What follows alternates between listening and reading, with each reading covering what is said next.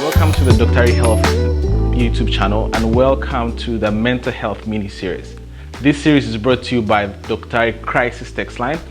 What is a Dr. Health Crisis Text Line? It's a service that we launched during these very difficult pandemic times, and we provide counselors that you can reach out to, chat with, maybe make a phone call, a video call, and talk to somebody, get some of those issues off your shoulders, get some of those issues sorted out. So be sure to check it out. There's going to be a link in the description. Today's video is the first video in this mini series, and it's titled How to Say No with Love.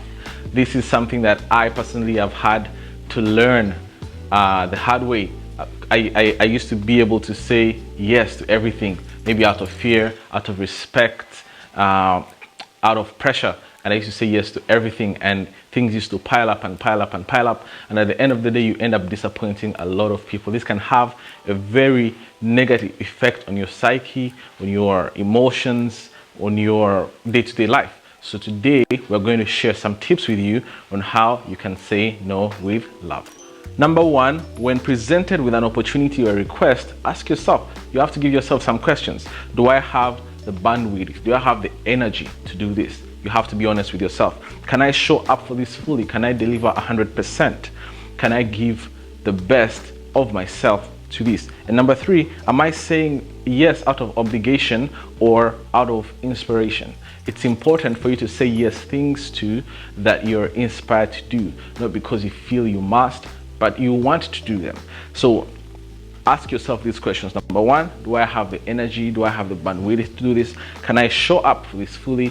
And am I saying yes out of obligation or out of inspiration? Number two, it's better to delay a decision than rush to say yes, because you will regret later if you don't really think this through. You can acknowledge a request. You know, somebody walks up to you and says, can you do this for me, or can you help me out with this? You can acknowledge this request without committing to it prematurely. You can let the person know that, yes, this deserves my full attention, and when I'm able to give it my full attention, when I'm able to give it my all, I will come back to it and I'll give you an answer. So you do not have to immediately say yes. You can take time to think about it, to reorganize yourself, and to see whether you can fully give yourself to it.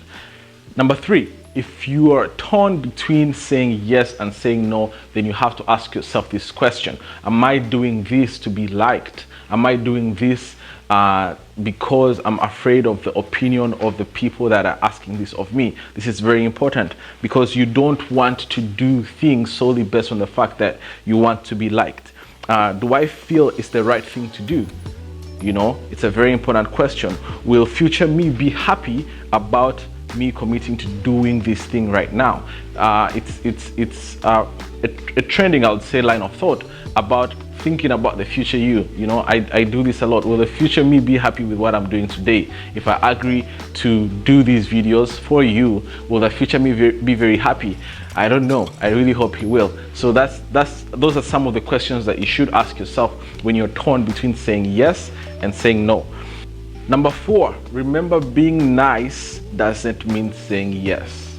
Some people are really nice people. Some people are just warm and you know, cuddly and all that. And when you ask them to do something, they're going to be nice about it, but they're not going to say yes. And then sometimes if you're one of those people, the people that ask you to do something for them will take that as a yes. You need to make this very clear, that I'm a nice person, but my being nice doesn't mean I'm saying yes to what you're asking me to do. And especially if you really mean no. So you can be nice, but mean no at the same time, and you need to make that clear. Setting boundaries is one of the nicest things you can do to people in your life. And a strong, clear no is better than an ingenuine, weak yes that you didn't really mean to say. So set those boundaries and make it clear that you being nice doesn't mean that you say yes to everything. How to say no with love.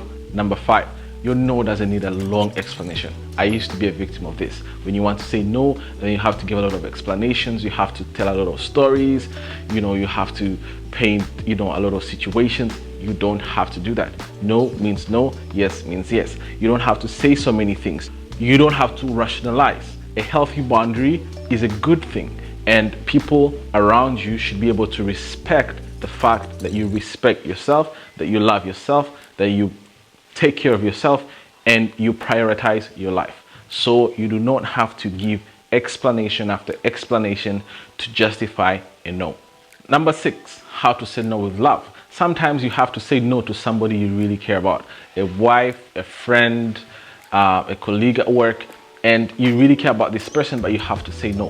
When you say no in these situations, use the time that you have and the bit of energy that you have to offer alternatives. Don't just say no just for the sake of saying no, but use that time to offer alternatives that will deliver for them. This is better than agreeing to do whatever it is you've been asked of, but give less than 100% of yourself. It's always important when you say yes, let the yes be a strong yes and deliver 100%. But when you say no, take some time to deliver, to suggest alternatives, different ways, maybe somebody else who could help, and help them get to the result they wanted to get to at the end of the day.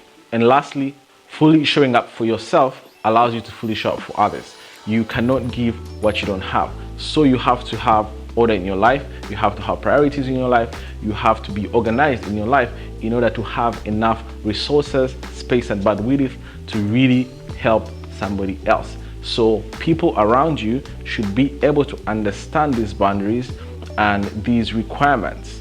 If they don't, then maybe, so you need to find new people. And you have to come from a place of wholeness, a place of completeness and rejuvenation to be able to give your very best to those around you, to those that you care about. So these are some of the tips that we have come by on how you can say no with love. This is not an exhaustive list, and some of you may have even better pointers. If you do, please leave a comment in the comment section below. Let us know, how do you say no and how do you maintain your relationships and the balance in your relationships while being able to set these boundaries. Thank you for watching, and if you like this and you know somebody who may enjoy this, share the link with them. We'll see you on the next one.